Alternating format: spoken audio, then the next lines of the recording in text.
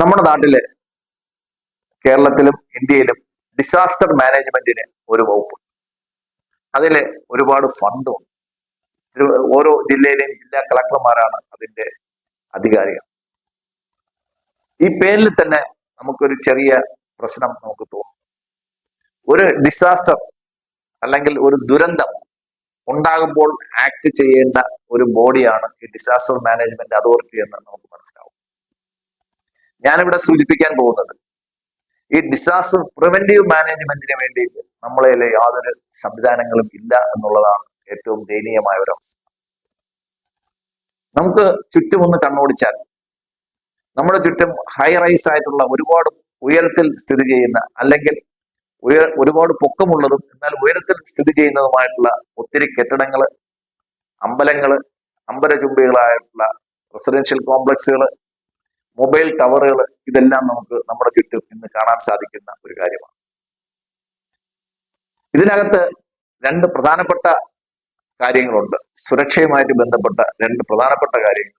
ഒന്ന്, ഇത്തരം സാധനങ്ങളെല്ലാം, ഇത്തരം ഹൈ റൈസ് ഇൻസ്റ്റലേഷൻസ്, ടവേഴ്സ്, വലിയ ബിൽഡിങ്ങുകൾ, ഇവയെല്ലാം ലൈറ്റ്നിങ് അറസ്റ്റർ മുഖാന്തരം ഭൂമിയുമായിട്ട് ബന്ധപ്പെടുത്തിയില്ലെങ്കിൽ ആകാശത്തു കൂടി പോകുന്ന മിന്നലിനെ ആകർഷിച്ച് ആ കെട്ടിടത്തിലേക്ക് വീഴ്ത്താൻ സഹായിക്കും എന്നുള്ളതാണ് ഒരു കാര്യം.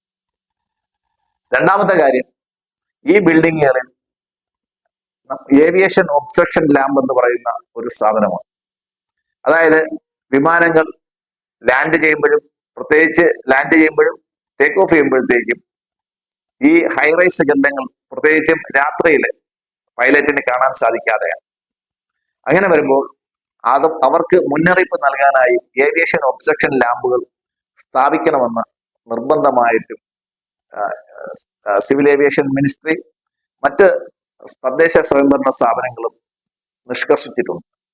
എന്നാൽ നമുക്ക് ചുറ്റും കാണുന്ന പല മൊബൈൽ ടവറുകളുടെയും ഏവിയേഷൻ ഒബ്സ്ട്രക്ഷൻ ലാമ്പുകൾ പ്രവർത്തിക്കുന്നില്ല. പലതിനകത്ത് ഇൻസ്റ്റാൾ ചെയ്തിട്ടുണ്ടാവാം. അത് ഫ്യൂസ് ആയെങ്കിൽ അതിനെപ്പറ്റി ആരും അന്വേഷിക്കാറില്ല. അതിനെപ്പറ്റിയിട്ട് ചെക്ക് ചെയ്യാൻ വേണ്ടിയിട്ട് നമ്മുടെ സർക്കാരിലോ അല്ലെങ്കിൽ മറ്റ് ഏജൻസികളിലോ യാതൊരു സംവിധാനങ്ങളുമില്ല. നമ്മൾ ഇത് മനസ്സിലാക്കുന്നത്, നൂറുകണക്കിന് ആൾക്കാരുമായിട്ട് പറക്കുന്ന വിമാനം ഒരു ഫ്യൂസായ ബൾബിന്റെ കാരണത്താൽ തകർന്ന് വീഴുകയും ആയിരക്കണക്കിന് ആൾക്കാർ മരിക്കുകയും ചെയ്യുമ്പോഴാണ് നമ്മൾ അതിനെ പറ്റിയിട്ട് ആലോചിക്കാനും ഉണർന്ന് പ്രവർത്തിക്കാനും പോകുന്നത്.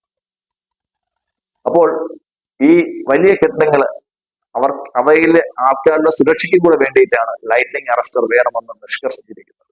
പല കെട്ടിടങ്ങളിലും, ഞാൻ ഇന്ന് പോയൊരു അമ്പലത്തിൽ, തിരുവനന്തപുരത്ത് വളരെ പൊക്കത്തിലെ സ്ഥിതി ചെയ്യുന്ന ഒരു അമ്പലമാണ്. വലിയ കൊടിമരമൊക്കെ ഉണ്ട്, നല്ല ഭംഗിയുണ്ട് കാണാൻ. പക്ഷേ ആ ബിൽഡിങ്ങിന് യാതൊരുവിധ ലൈറ്റ്നിങ് അറസ്റ്റിംഗ് സംവിധാനവും ഇല്ല.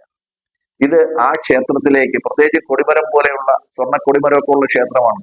അപ്പോ കറണ്ടിനെ, നമ്മുടെ ആകാശത്തോട് പോകുന്ന മിന്നലിനെ വളരെ പെട്ടെന്ന് ആകർഷിക്കാനും അത് ഒരു ഇടുത്തിയായിട്ട് വീഴാനും സാധ്യതയുള്ള സംഭവങ്ങളുള്ള സ്ഥലങ്ങളാണ് ഇത്തരം സ്ഥലങ്ങൾ.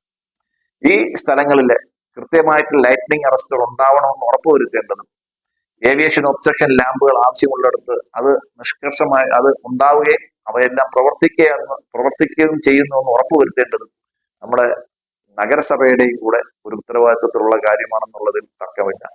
അപ്പോൾ ഇത്തരം കാര്യങ്ങളിലേക്ക് ബഹുമാനപ്പെട്ട മേയറുടെ ശ്രദ്ധ പതിയുമെന്നും നമ്മുടെ ഡിസാസ്റ്റർ മാനേജ്മെന്റിന് പകരം ഡിസാസ്റ്റർ പ്രിവെന്റീവ് മാനേജ്മെന്റിന് വേണ്ടിയിട്ട് ഒരു സംവിധാനം നമ്മുടെ സർക്കാർ ഒരുക്കുമെന്നും നമുക്ക് പ്രതീക്ഷിക്കാം. നന്ദി, നമസ്കാരം.